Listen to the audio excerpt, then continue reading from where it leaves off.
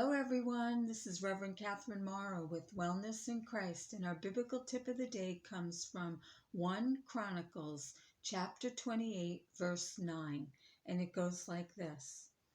As for you, Solomon, my son, know the God of your father and serve him with your whole heart and a willing soul. For the Lord searches all hearts and understands all the mind's thoughts. If you search for him, he will be found, but if you abandon him, he will cast you off forever. So our biblical tip of the day today is understanding. If you look at this text, God understands our minds, but searches for our hearts. And I believe the reason for this is he understands how we think, but then he searches our heart to see what part of our thinking we truly resonate to. Our truth, our true thoughts are really in our hearts. Our mind is dictated by so many outside forces and our ego. So it could be in conflict with our heart.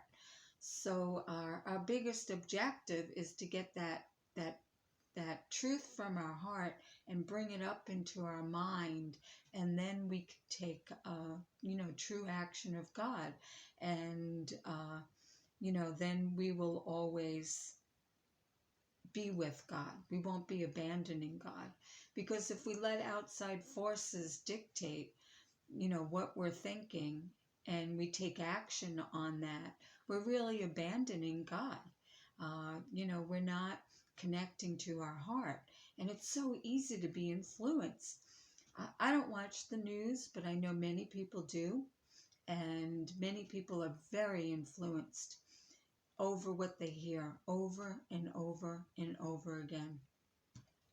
And, is the news true? There might be some truth in it, but it's a lot of the news perspective.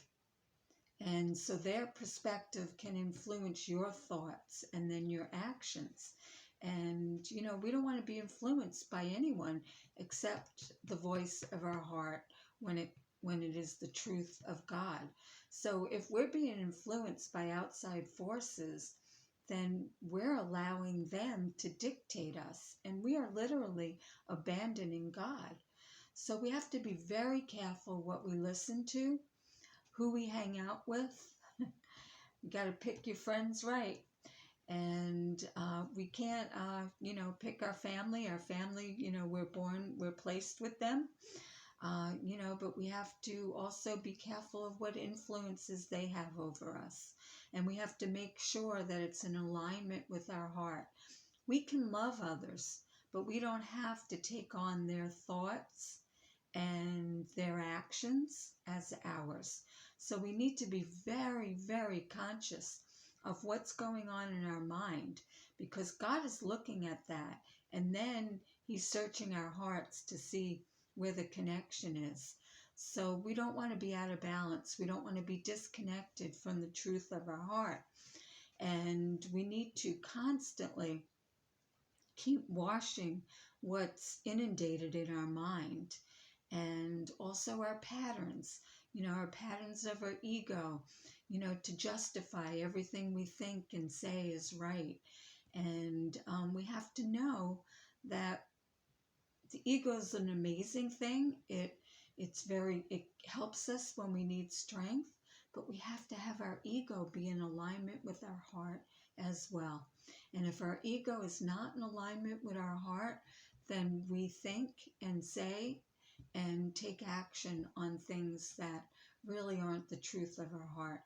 So we have to get to know our heart. We have to really know the voice of God, and not the voice of our ego and the voice of what's ever outside of us that keeps pumping thoughts into us over and over and over. There used to be a lot of subliminal effects, when we watch movies and commercials and TV.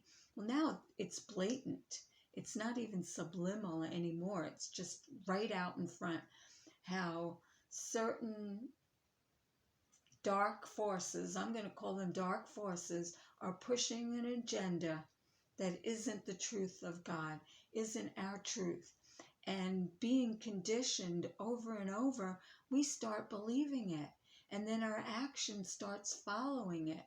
We have got to stay true to our heart.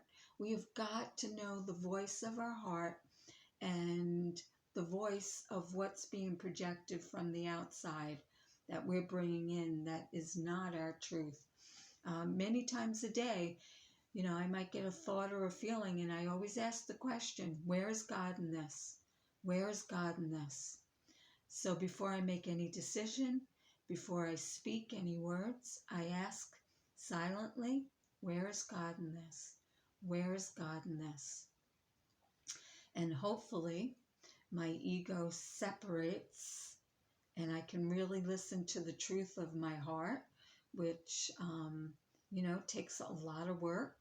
And I think if everyone could take that statement as a mantra, and no matter what it is that you're going to say or do, or even think, ask, where is God in this? Where is God in this? Where is God in this? And get quiet before you speak or take any type of action, and see if God's in those thoughts at all. And if God's not in those thoughts, if you are, doing your chanting and staying in your heart as much as possible, when you ask that question, those thoughts are going to be erased instantly.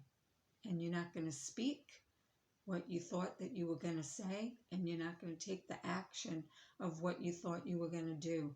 So we all need to become very conscious, because the dark forces are out there, and they're trying to program us to believe things that aren't the truth of God.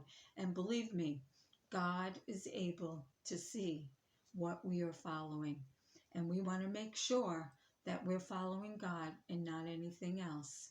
So ask that question, where is God in this? Where is God in this? Where is God in this? So have a blessed day. This is Reverend Catherine Morrow, and our biblical tip of the day is understanding. Understanding the difference between what we're being programmed to believe to the truth of our heart, and the truth will set you free. So God bless you. Have a blessed day. And again, this is Reverend Catherine Morrow with Wellness in Christ. Understanding is our word. Bye-bye.